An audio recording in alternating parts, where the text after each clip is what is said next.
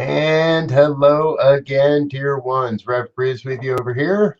Rev Z over here. And this is New Thought Today, an opportunity for us to come together each week and look at the bigger topics that are going on in our lives and how we can look at the future of New Thought through a religious science lens. Excuse me, how'd that pop up there? All right. We've got about an hour together today, folks, and what we're doing is we're looking at the global vision. Now, the global vision is a document that's been created through committee by a lot of different people over years with a lot of different input. In many ways grows out of the very original writings by Dr. Ernest Holmes called What We Believe. Now, What We Believe is just about 100 years old at this point, I believe. So that language is what it was, and we're going to explore that next year. For the remainder of this year, however, we're going to continue our look at the global vision as it stands right now. So we want to just kind of run over a couple of the basics with you here before we get started today. And I am going to kind of zip through these fairly quickly. Number one, we envision all people, all beings, and all life as expressions of God. We see a world in which each and every person lives in alignment with his or her highest spiritual principle, emphasizing unity with God and connection with each other. A world in which individually and collectively we are called to a higher state of consciousness and action. We envision humanity awakening to its spiritual magnificence and discovering the creative power of thought. A world where each and every person discovers his or her own personal power, an ability to create an individual life that works within a world that works for everyone. We envision a world in which we live and grow as one global family that respects and honors the interconnectedness of all life. A world where this kinship with all life prospers and connects through the guidance of spiritual wisdom and experience.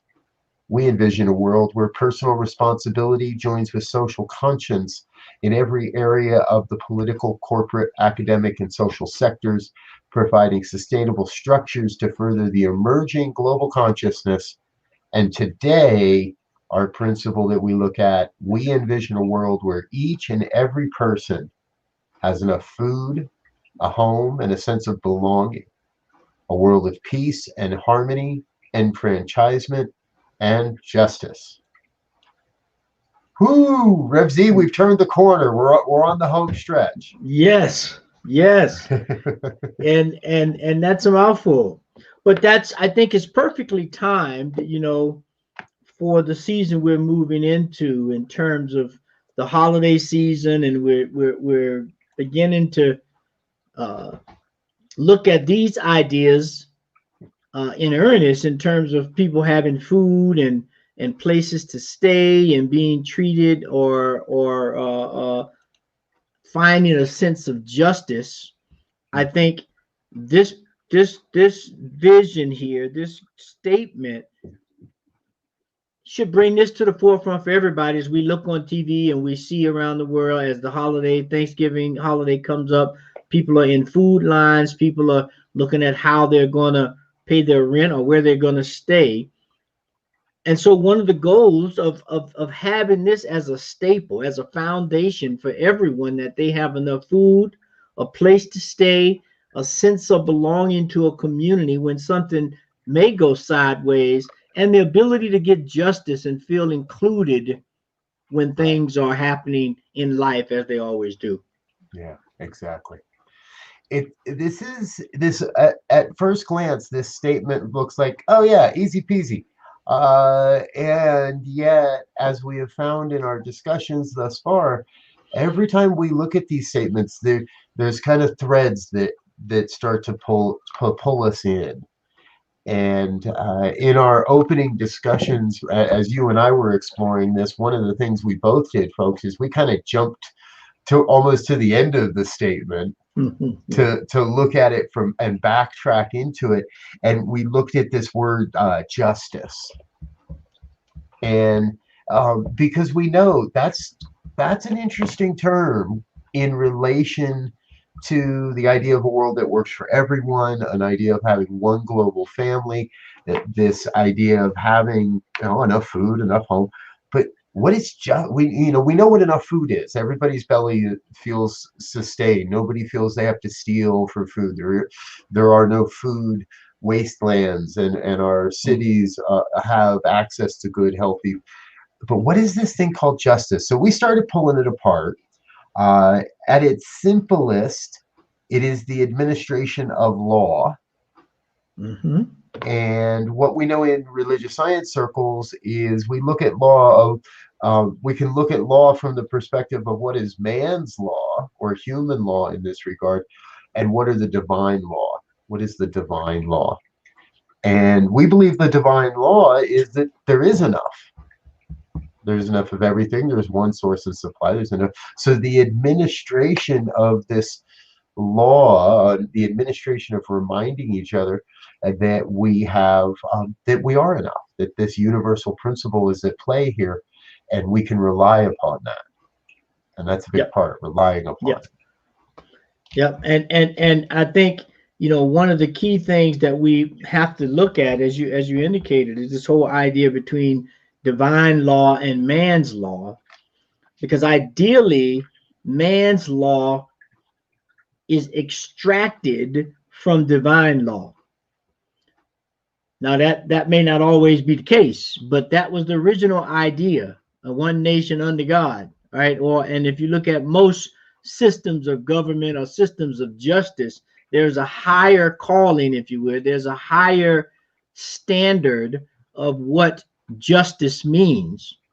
Now, the interesting piece of it is when it gets confused, in my mind at least, between man's law and divine law, if you will, those systems start bringing into, ideologies and things like that, which differ from culture to culture or environment to environment. So what is correct, or what is just in a hunter-gatherer society, just to put it in that terms, it. may be totally different from what is just in a digital age society. Right. And so that's where we have to take a step back and go to the divine law to see in some ways how those things get applied, and they can't, or can they be applied equally across different environments. And so that becomes a point where we have to understand the divine law. Yeah. Yeah, absolutely. And that it works. You hit on a few other parts. Some of the other things we found, folks, in our exploration, right, of this idea of justice is that it is a sense of impartiality, or what is fair. Right. And for me, and here's another one, the conformity to truth. Because we all know the truth. And if you've ever stood in front of a judge on man's law, there's a possibility you've had an experience where what comes down, what is described to you as the rule of the law and the judgment, just doesn't feel right. Right. That ain't right. That ain't true. That ain't what. And when that is in part of that difference of how we can tell when justice is truly being served. We listen intuitively, and we know, hey, this is what's right. This is just. Yeah, and one of the things, I think from that higher order, that is a touchstone, if you will, for what justice looks like from a divine perspective, is anything that promotes life. Yes. I would say that would be the capstone. Now, that again, because we live in this world that has a lot of relativity in it, and i.e., it things happen differently in different situations and different environments. I mean, what you do on the moon, you can't exactly do that on Earth. So that environment has dictated another set of circumstances, which means there has to be some different way of looking at things. However, if we look at the divine law of the primacy of life, knowing that it's all life, then we begin to set up a justice system of what promotes life fully. Yes. Hey, folks, if you're just joining us, We're talking about the global vision today. It's principle number 6. We envision a world where each and every person has enough food, a home, and a sense of belonging. A world of peace, harmony, and enfranchisement. Sorry, a world of peace and harmony, enfranchisement, and justice. And we've been looking at this term called justice now. So, along with this, so we know this now becomes if the justice aspect of it, that sense of that feeling that justice is being served in and around my own life is absolutely vital. It's an absolute necessity. Yeah. Let's talk about enfranchisement a little bit. Share with us what you found there.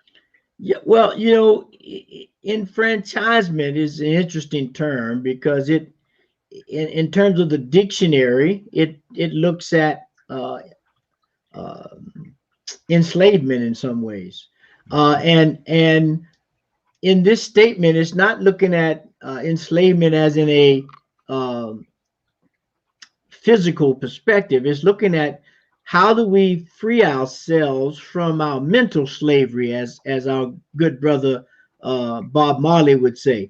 Mhm. You know, we have to free ourselves from mental slavery. None can set us free but our own mind. So we look at this idea of in our in our sense of belonging and looking for justice and things that are highlighted in this goal here. The key becomes how do we free our minds from being trapped, if you will, by anything other than the promoting of life, right? Yeah. Because I know for myself, if I, you know, you've heard the term, I'm sure, you know, it's like a dog with a bone. I get on something that whether it feels right or not, if I like it, I'm just on it, and you stick on it.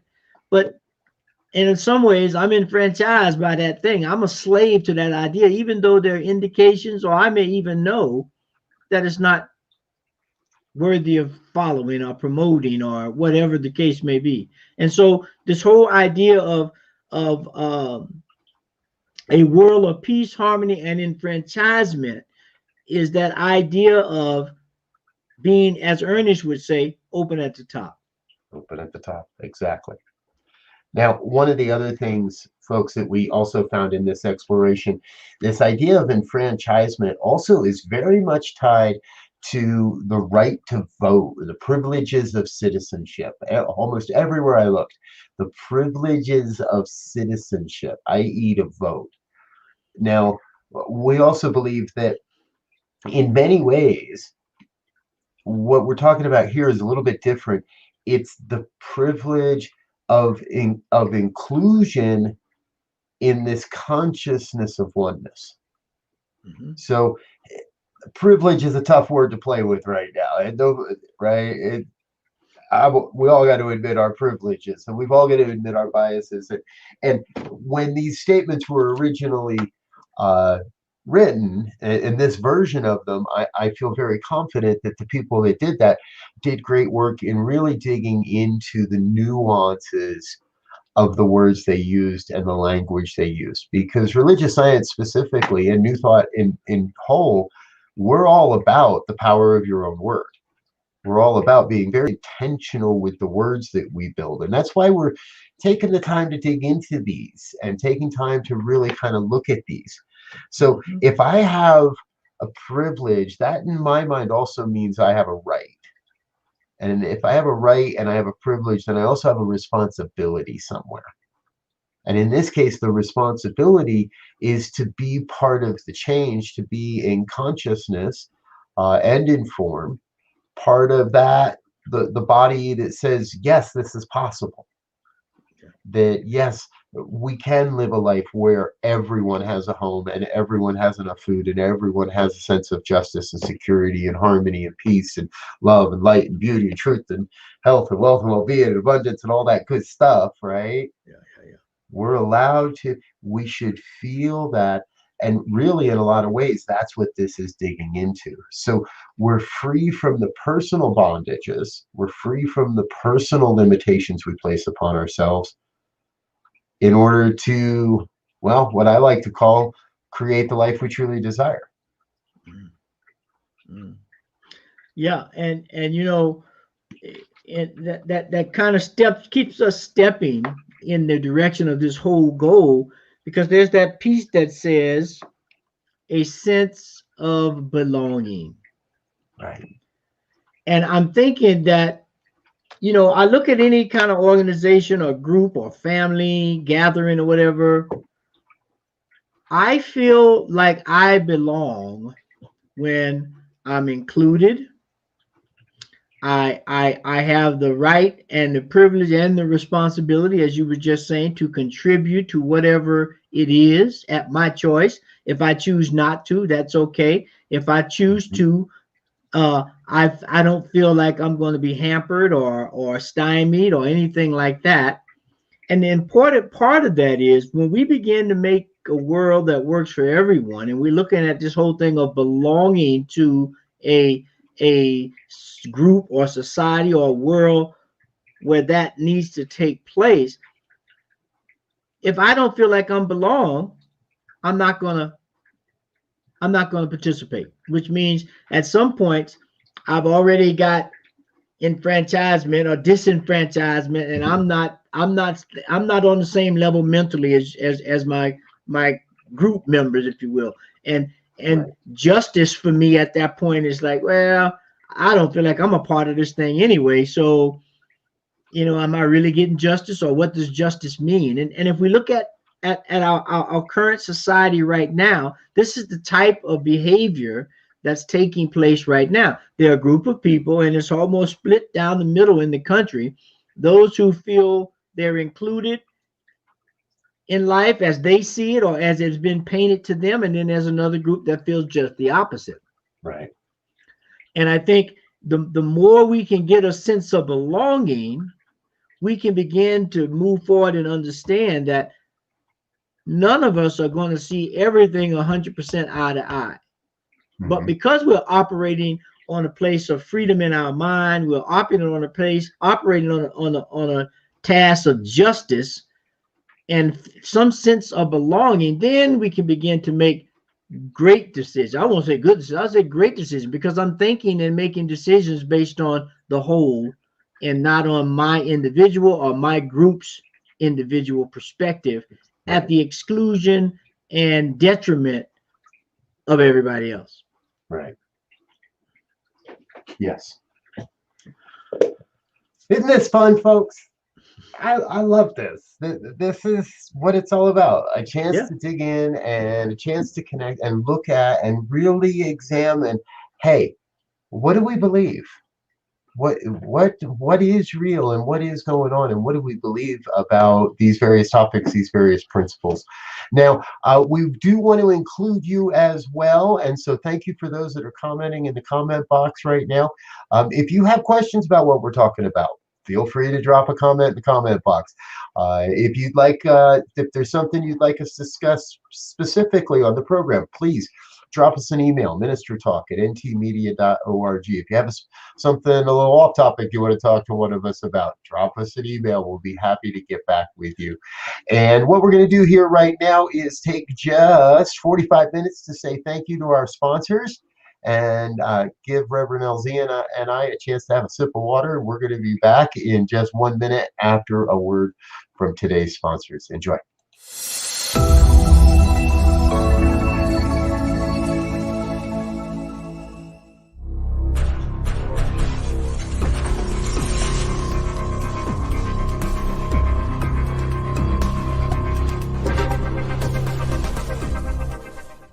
New Thought Media Network. We are a global broadcast network of positive music, media, and entertainment, inspiring humanity's evolution along the journey of enlightenment and creating a world of love, peace, empowerment, and prosperity for all. New Thought Media Network. Positively inspiring.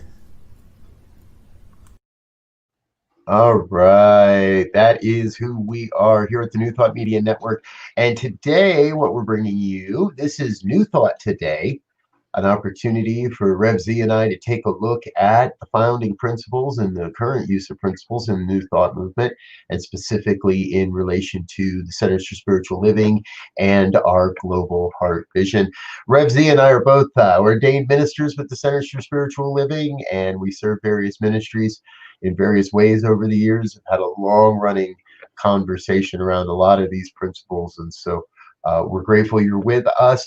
Please do remember, send your questions, comments, moans, groans, complaints over to ministertalk@ntmedia.org, and we'll make sure to get back to you on that. And hey, if you'd like to catch back episodes of this program, a great way to do that is over on our YouTube channel. So it's youtube.com. You don't even need the C. You can just do /New Thought Media Network. We've got a playlist there with all of the back episodes for this program, as well as playlists for our other programs. So please do check that out. All right.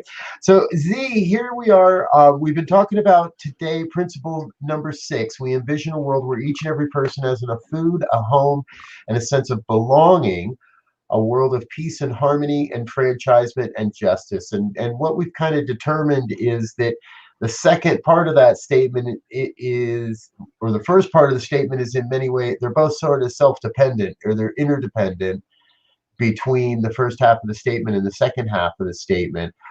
And before we took that last break, you were talking a little bit about that feeling of community and home, a sense of belonging. Help us understand how that ties into the harmony and balance piece.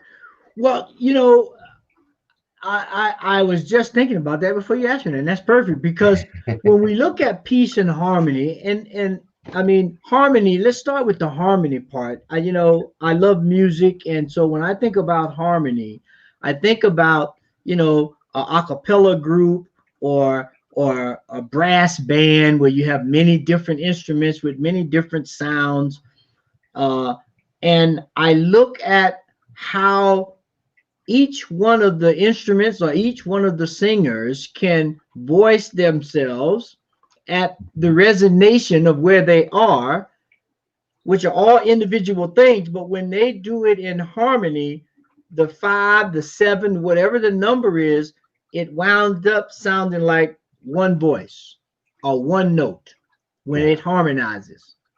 And so when we look at this world that's working for everyone, that's based on peace and harmony, enfranchisement, where we have the freedom to think and act and move, and we can do that with justice, now we're getting somewhere, I believe, because now I have no reason really to be jealous of you or to be mad at you because you're singing at one level and I'm singing at another, or vice versa, because really what we're trying to do is create an environment, creating a space where each and every one of us can be ourselves and create this harmony.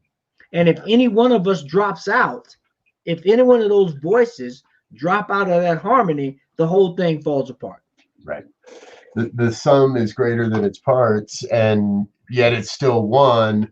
And if there was any one piece missing, then the whole thing, exactly right. And in my prayer work, I find the phrase quite a bit that people's presence on the planet is absolutely vital, because no one can bring the same set of gifts and skills and talents that you can bring.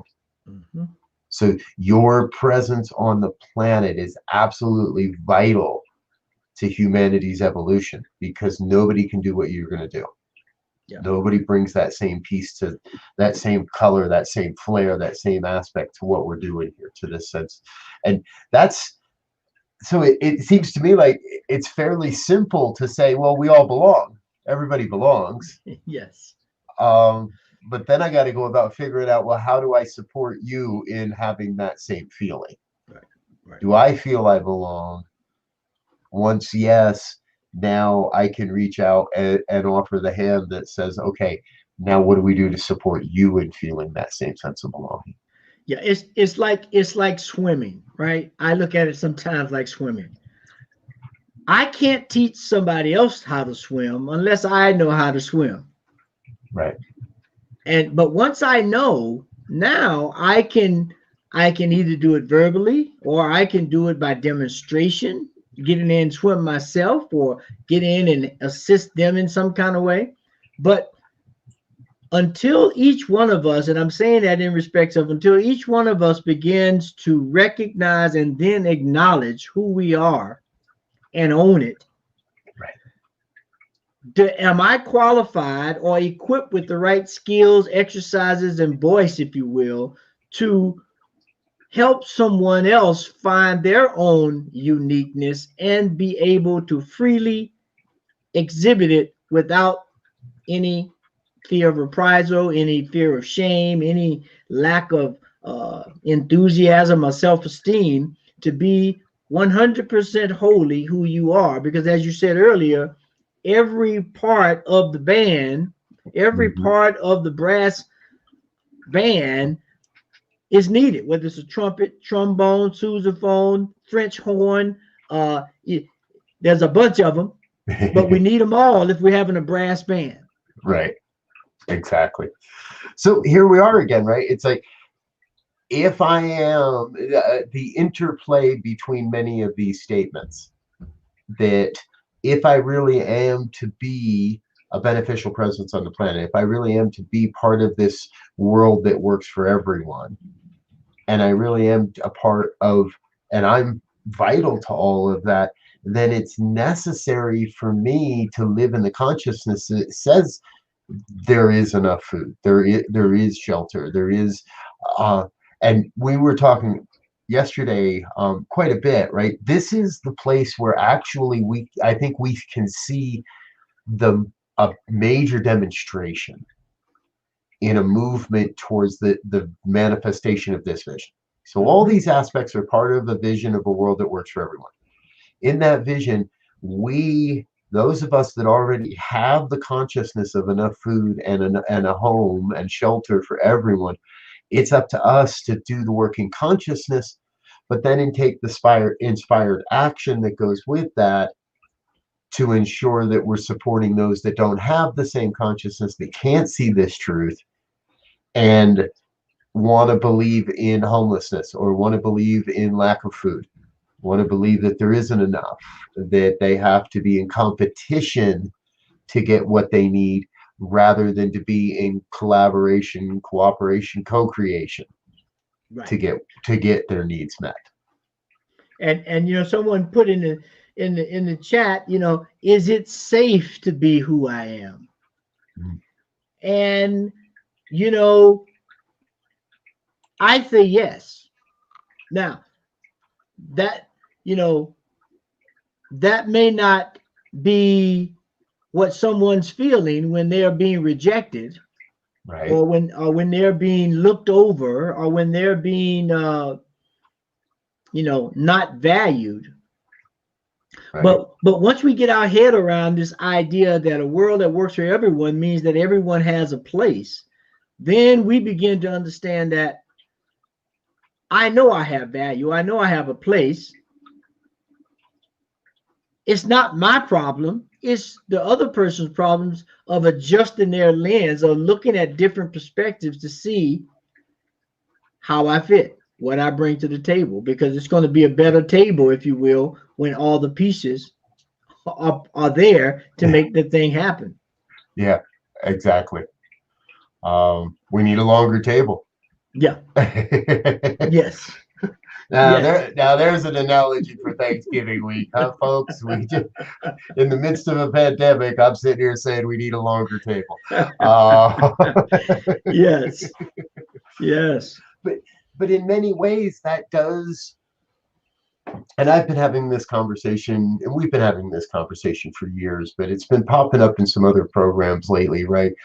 There is a perspective of how do we do how how do we do excuse me, transitional housing for those moving from a lesser consciousness or a consciousness of poverty and separation and lack and limitation.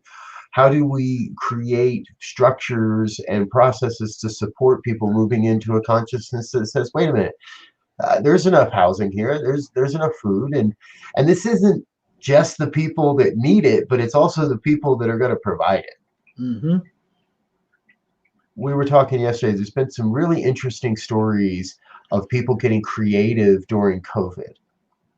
One of those was here in the Denver area where a nonprofit was able to lease out not a, I don't want to say derelict, but a underutilized motel space. And they were able to do it in such a way with some partnerships and some help and some government money to lease out this space to provide homeless housing during COVID.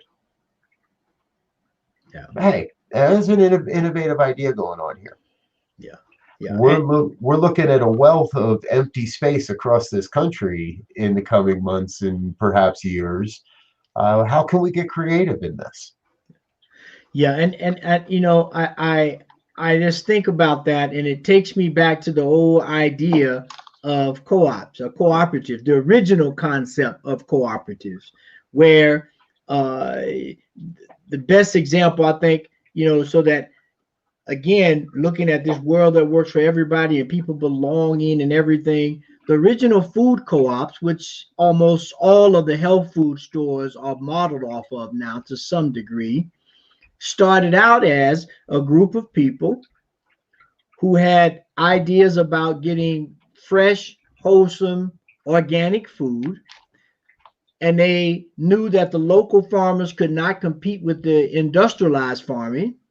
So there was an agreement made that as the food co-op, you would go and buy food from the local farmers, and you would have people join the co-op, and you'd get different levels of pricing based on your being a non-member all the way up to a working member. Yep. And it gave you had to it was a sense of belonging because everybody at some level worked to support the store. If you weren't a member, you had to you worked by and supported by your payment. If you were a member, then you had to pay some money to be a member to help go pick up the food from the local farmer, to build the shelves to put the food on, so forth and so on. So it hit all of these things because everybody had a sense of belonging because it was a group owned store at different levels. Right. It provided wholesome food. People had a sense of education because if you worked at a certain level, you understood how organic work, how different herbs and food, holistic foods work for health and well-being. And so now we have farmers who are being serviced. We have people getting wholesome food. We have people learning different skills on alternative health and healing. And it created a real community, a sense of belonging. Yeah. And so we could do that now with food co-ops, as you said. They're doing it in a lot of places now with community gardens. Yes. And out of that food co-op piece that started back in the 60s and 70s, they also moved into land co-ops. Right. Which are a little different from a co-op that you buy now, but pretty much that idea came from the land co-ops. Yep. So there's ideas, folks, right? We want to, in this program, we want to look at not just the philosophy of how we've gotten here, but is this applicable? How can we, how do we take the inspired action to ensure to be a part of this solution, to make this vision manifest and not just be a vision? It's a big part. Almost all of these statements start, well, they all start with we envision. We envision. In our minds, we are holding this vision. We are casting this vision. We're sharing this vision with other people. We're finding creative ways to infuse the culture and the consciousness of humanity with this vision and calling it a world that works for everyone. And what we know is not any one of us can enact everything on these that comes to mind. And every one of us has something to give in what it is that we're doing. And so perhaps that is a food co-op. Perhaps that's a new vision. And Zian, again, we were talking about this yesterday. There's so much office space that's becoming empty across this country right now, all over the place. And space that is intentionally being let go of because companies and organizations are realizing they don't need it. They don't need the overhead. They don't need the hassles. They don't need all that goes along with having an office building or how many ever floors or whatever. And if they can get away from that, they're going to. And so now we're looking at, all right, how does that property get repurposed in a way that supports this vision? Yeah. Um, what if we did have entire buildings that were self-sustaining as far as food and housing in a specific location? Or let's look at the return of urban gardening and urban farming, a big topic in the world today. Now, that's not my gig, but if it's your gig, well, we want to hear from you. Let us know. Share the good news with us of what it is you're doing to be a part of this emerging global vision. And that's a perfect idea that you just, when you said it, just popped into my, we're going to have some buildings that are going to be free, and free as in they're not going to be occupied the same way they were before. They won't be Right. free in dollars, but they'll be free in terms of tenants. And so, it might be a great time to start exploring for all our urban planners and our city planners to say, how can I take a building, set it up so that I put in some sense of food growth, even if it's just salads, lettuce, cucumbers, and tomatoes, right? Yeah. And then we start teaching people there the whole art of horticulture and agronomy and how to grow things, right? Hydroponically, or maybe in some dirt if there's some dirt around. And then we redo the building so that it's living space and create a cooperative in there. But then at the same time, having a mix economics, Mhm. all levels, so that everybody gets the opportunity to have some ownership. But then we begin to teach those who may not have skills or may have been displaced because of the environment. We give them a trade. Somebody learns to be a plumber. Somebody learns to be a HVAC guy. Somebody learns to be a electrician. And then they begin to support the entity of that new living space. And then and there's an agreement. We're going to train you, and we'll figure out costs and all of that. And then at some point when that's up, you can stay on and help Mm. the building, or you can take that skill that we just help you get by living together in the cooperative belonging and take it on the market. Maybe now you want to become a general contractor. You've got enough skills. You've went through enough apprentice programs that you want to do that. But it begins to create this belonging Yeah. and sense of group identity that allows us to have a world that works for everyone. Yeah. It's we're circling right back around, folks. Right? You've heard us talk about much of this before in different ways and in different avenues. I hear the echo of Z's own words: educate and conversate. Right? We're in that process, and we're really in that process of revealing this one global family. Yes. I am continually struck by the recognition, the realization that if we're not all in this together, then we're never going to get there. It's never going to progress. Now, that Ernest, doesn't mean we have to all have exactly the same thoughts, right? It doesn't mean we all have to see the world exactly the same, but we do have to realize that we are one human family. And even though you might be my crazy uncle so and so, you're still my family, and so on and so forth. What were you gonna? well, yeah, no, you just made the point. Ernest used to always quote this verse that's from the Bible: "A house divided cannot stand." Right. And so we have to begin to pull together. We have to begin to have this sense of belonging, even though, and for those who are getting together, who have chosen to get together for Thanksgiving, they will already know that when we get there, Uncle Charlie or Aunt Mary or somebody is going to be the pot stirrer, so to speak, and we're going to have this conversation that, oh my God, no one wants to have. But it's because of that sense of belonging, even though we don't like Uncle Charlie to tell them same old stories over and over again. It's funny how each time he tells it and we sit there begroaning, we get something from that story every time. even if it's nothing but some patience to listen to it again. Exactly. Um, and we get to practice peace in those Yes, moments. yes. And that's how we, the one thing that's underlining in all of these envisioning statements for the global vision is that sense of interconnectedness of everything. And that I think part of our challenge, and specifically in being belonging, we start looking at things as these separate entities, Yeah. and they're not. It's like having a bike. I got the chain and the spoke and the pedal and the handlebars. It's all spread out, and I'm understanding each one. But at that point, I don't have a bike.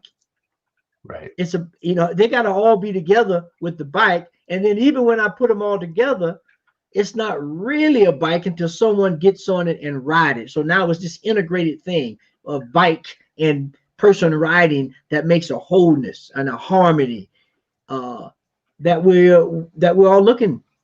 Yeah. That's a great analogy for it, right? And it takes us, the human power, the intention, the inspired action, whether that's getting out in the streets to say no more in a protest, or whether that's getting into a nonprofit bike shop and tuning somebody's bike, Yeah. right? Or work serving at a food bank, or doing this, or whatever it is that you're doing. And I'm further reminded that along that same line, being a fairly avid mountain biker myself, if you let any one part of that system get out of tune, it starts to stress all the other parts of the system. Yes. And so you break a spoke, hey, that's one thing. But if you don't fix that, if you don't take care of that, if you don't pay the attention due to what you've neglected, then other pieces of the puzzle are going to break apart. Other parts of the system are going to break down.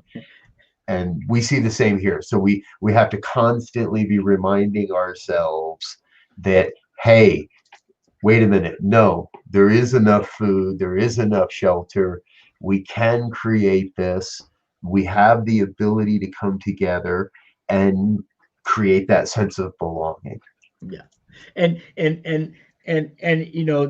that example we have to tune, we have to get in tune. Like, if you've ever been to a symphony, right? And if you get there a little early before they start the program, they go through a tuning. What are we tuning to? A sharp, B flat, C, they tune up. Everybody gets tuned up because who knows what they've been playing before, or how long the instrument may have been sitting there, or in your example, the bike.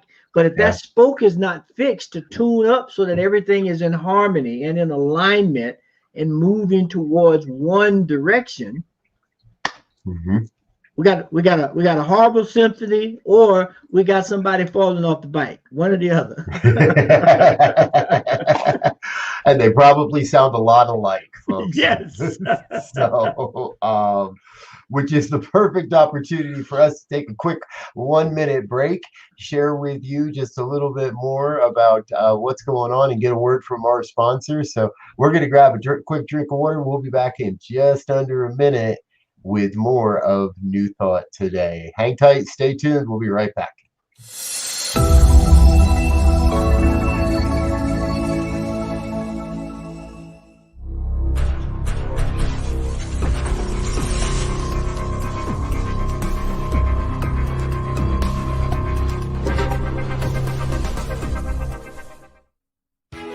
New Thought Radio, music from all your favorite New Thought artists. From Jamie Lula, Karen Drucker, Gary Lynn Floyd, Ricky Byers, Daniel Nahmod, Eddie Watkins Jr., and many, many more. 24/7 New Thought Radio. Positively inspiring. All right, folks, we're back. This is New Thought Today, where we take a deeper dive into the New Thought principles and how they're applicable in our life today. I'm Rev BRZ. I'm Rev Z.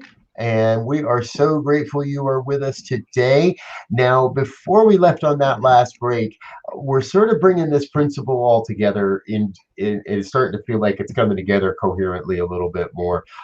So let's remind ourselves where we are. We envision a world where each and every person has enough food, a home, and a sense of belonging.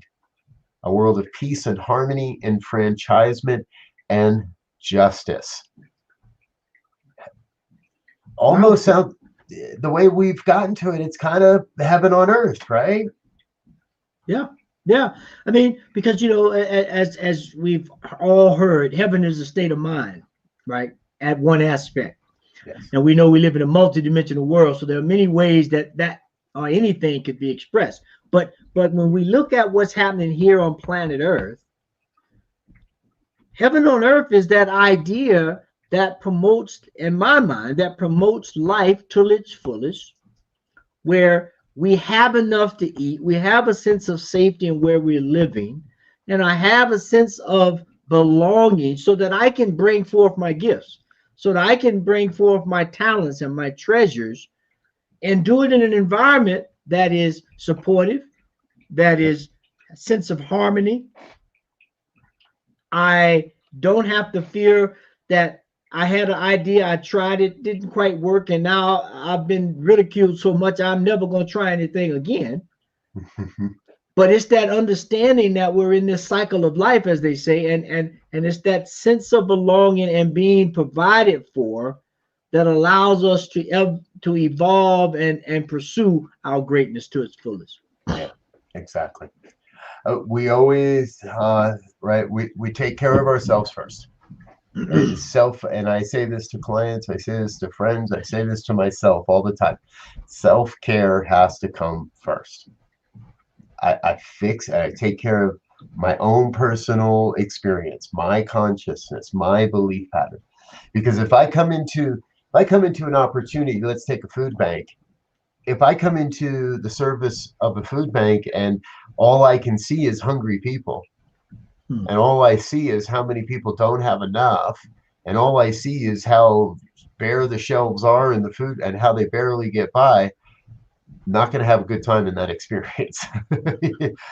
But if I can come into that experience and say, okay, here is a place where we're going to watch the flow happen. We're going to watch the good Mhm. happen. We're going to watch people that don't believe be given a reason to believe. And I believe that, and that's for me a huge part of what we do, is we give people a reason to believe. Yeah.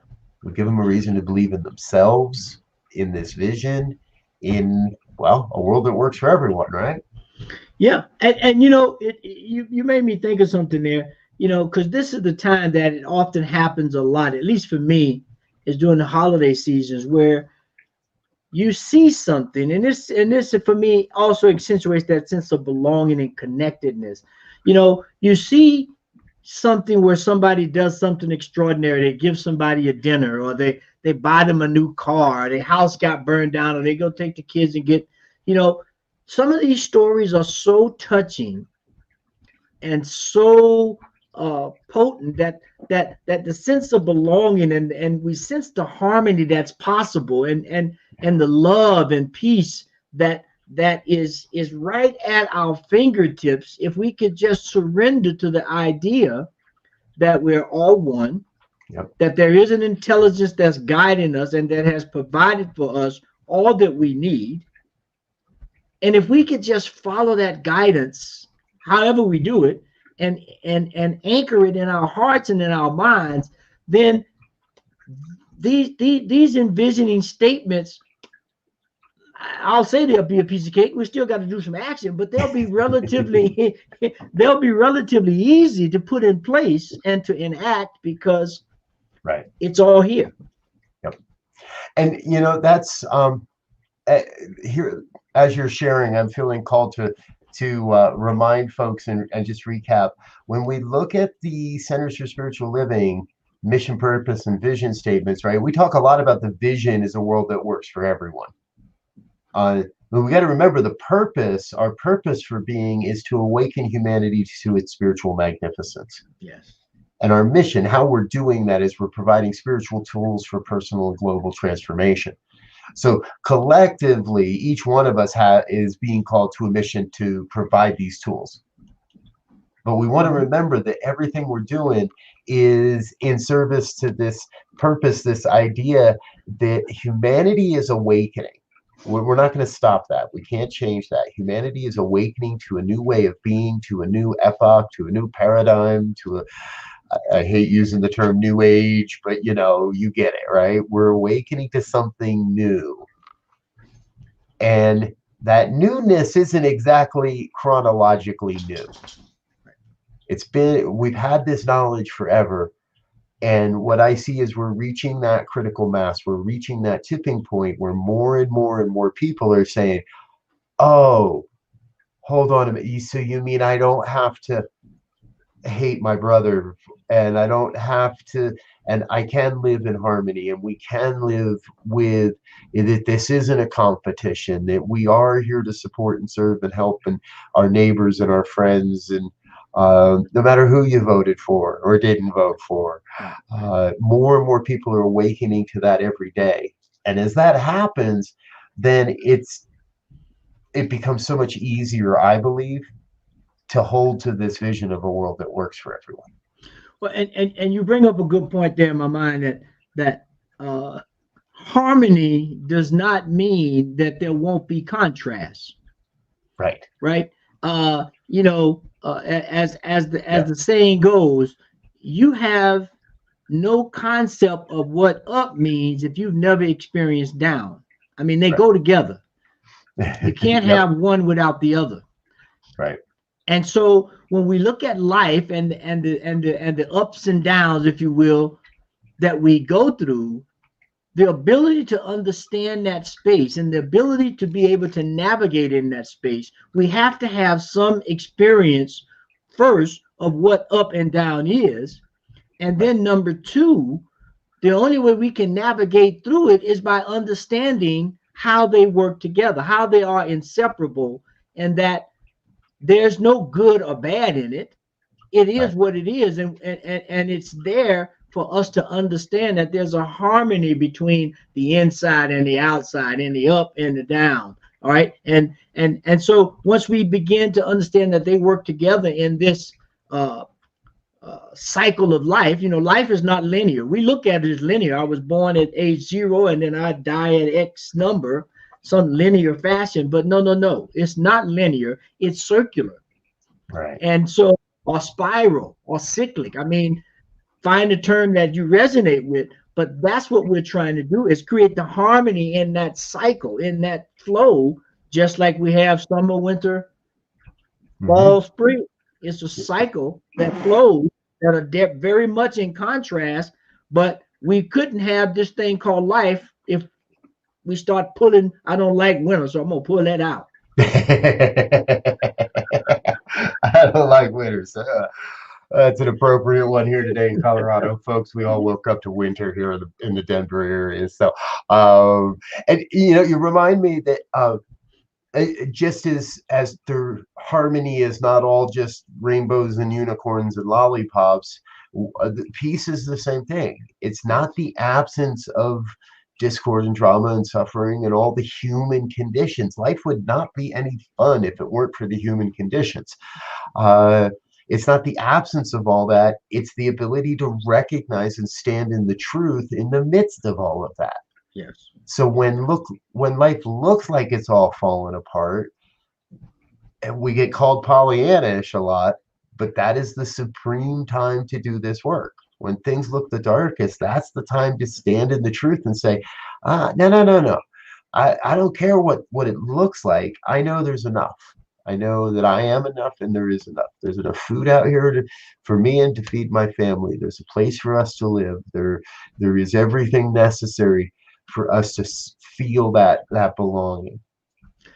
And is that drama, as they talk about in Hindu a lot, in Hinduism a lot, the whole dance, the whole drama of life, of this whole creation process.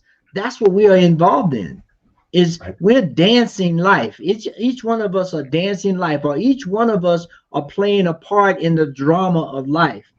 Yeah. Imagine going to a movie and it was just a flat line. I mean, it was, the plot was the same, every character looked the same, there was no contrast. You would say, I want my money back, right? Because this movie, this drama is not worth participating in. But when you have some savory characters, and when you have some salt of the earth characters in the movie, and some heroes and heroines in the movie, it is that platform that gives you the idea of, wow, we can overcome all things. We will have these challenges. I can play a part. You can play a part. We can work together to create this world that works for everyone, that's Yes. based on everyone having enough. There's enough food. There's enough shelter.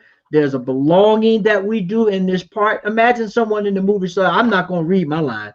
I'm just going to not read my line. I'm just going to stand here. That's going to be a messed up drama. But it's that sense of belonging to the movie and to the play that they Yeah. learn their lines and they read them on the right spot. Yeah. Belonging. Oh, dear ones, dear ones, dear ones, we could probably keep on going and keep on going. And we've made a promise to you and to our network and to our sponsors that we will keep this program on its time frame. So we want to say thank you. First, we want to say thank you to the New Thought Media Network for making this possible.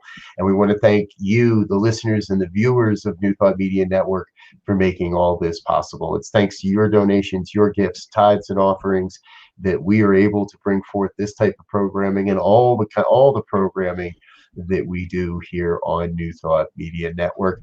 And so please check out the website, ntmedia.org. That's the launching pad for both the radio station and the broadcast video.